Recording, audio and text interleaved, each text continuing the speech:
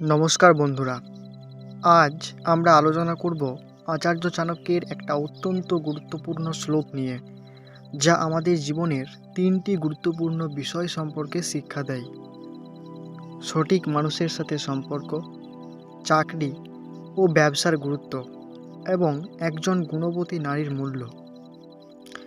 অনেক সময় আমরা ভুল মানুষের সাথে সম্পর্ক গড়ে তুলি, ভুল পেশা বেছে নিই, কিংবা জীবনের আসল মূল্যবান বিষয়গুলোকে গুরুত্ব দিতে ভুলে যাই। কিন্তু হাজার হাজার বছর আগে চাণক্য এমন কিছু শিক্ষা দিয়ে গেছেন যা আজও সমানভাবে প্রাসঙ্গিক। তাহলে চলুন প্রথমে শ্লোকটি শুনে নেওয়া যাক। সমানে শোভতে প্রীতি রাজ্ঞী সেবা চ শোভতে, বাণিজ্যং ব্যবহারে দিব্যস্ত্রী শোভতে গৃহে।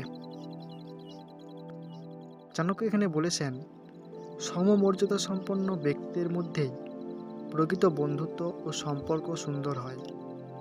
যদি চাকরি করতেই হয় তাহলে সরাসরি রাজা বা শাসকের অধীনে কাজ করা শ্রেয়। জীবিকার মধ্যে ব্যবসা সর্বোত্তম, আর গুণবতী স্ত্রী বা নারী গৃহকেই সুন্দর ও সমৃদ্ধ করে তোলে।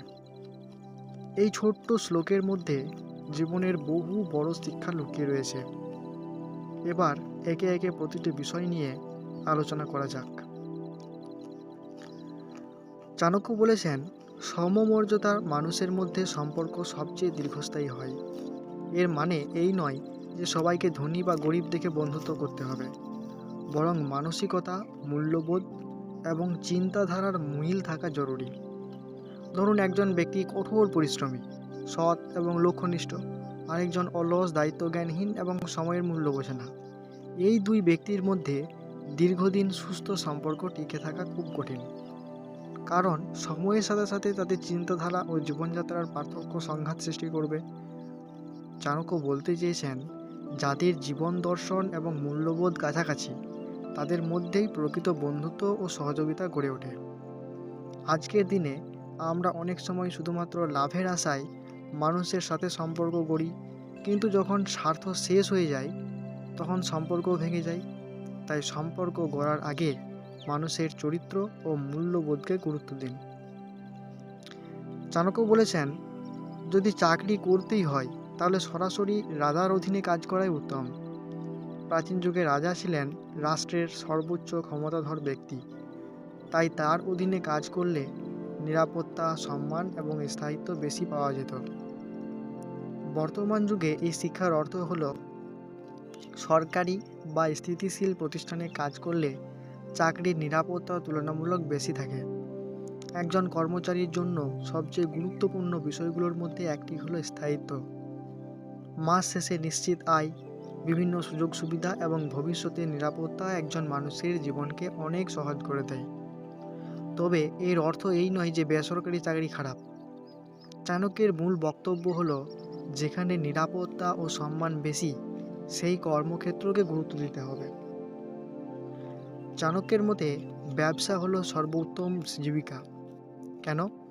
কারণ চাকরিতে আপনার আয়ের একটা সীমা থাকে, কিন্তু ব্যবসায় সেই সীমাবদ্ধতা অনেক কম। আপনার পরিশ্রম, দক্ষতা এবং পরিকল্পনার মাধ্যমে ব্যবসাকে অনেক বড় পর্যায়ে নিয়ে যাওয়া সম্ভব। আজ পৃথিবীর সবচেয়ে ধনী ব্যক্তিদের দিকে তাকালে দেখা যায় অধিকাংশ ব্যবসায়ী বা উদ্যোক্তা। তবে ব্যবসা মানে শুধু উপার্জন নয়, ব্যবসা মানুষের জন্য কর্মসংস্থান সৃষ্টি করে, সমাজের উন্নয়ন ঘটায় এবং নতুন নতুন সুযোগ তৈরি করে। চাণক্য মনে করতেন, যে ব্যক্তি সফল ব্যবসায়ী হতে পারে সে শুধু নিজের নয়, বহু মানুষের জীবন বদলে দিতে পারে। তবে ব্যবসায় সফল হতে গেলে সততা, ধৈর্য, পরিকল্পনা এবং ঝুঁকি নেওয়ার সাহস থাকতে হবে।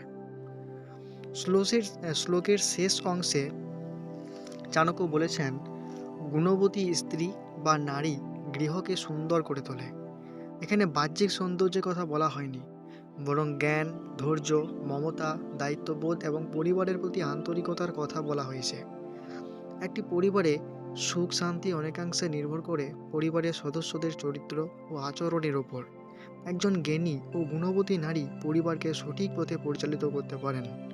তিনি পরিবারের সদস্যদের মধ্যে ভালোবাসা, শৃঙ্খলা এবং ঐক্য বজায় রাখতে গুরুত্বপূর্ণ ভূমিকা পালন করেন। তাই চাণক্যের মতে একটি ভালো পরিবার গঠনের জন্য গুণবতী নারীর ভূমিকা অপরিসীম। বন্ধুরা, এই ছোট্ট শ্লোকের মাধ্যমে চাণক্য আমাদের 4টি অমূল্য শিক্ষা দিয়েছেন। সমমর্যাদা ও সমমনোভাবের মানুষের সাথে সম্পর্ক গড়ে তুলুন। নিরাপদ ও সম্মানজনক কর্মক্ষেত্র বেছে নিন। সুযোগ থাকলে ব্যবসার মাধ্যমে নিজের সম্ভাবনাকে বিকশিত করুন। পরিবারের গুণী ও মূল্যবান মানুষদের সম্মান করুন। এই শিক্ষাগুলো হাজার বছর আগের হলেও আজকের জীবনেও সমানভাবে প্রযোজ্য। ভিডিওটি ভালো লাগলে লাইক করুন, বন্ধুদের সাথে শেয়ার করুন এবং এমন আরও চাণক্যনীতির ভিডিও পেতে চ্যানেলটি সাবস্ক্রাইব করতে ভুলবেন না। ধন্যবাদ। আবার দেখা হবে পরবর্তী ভিডিওতে।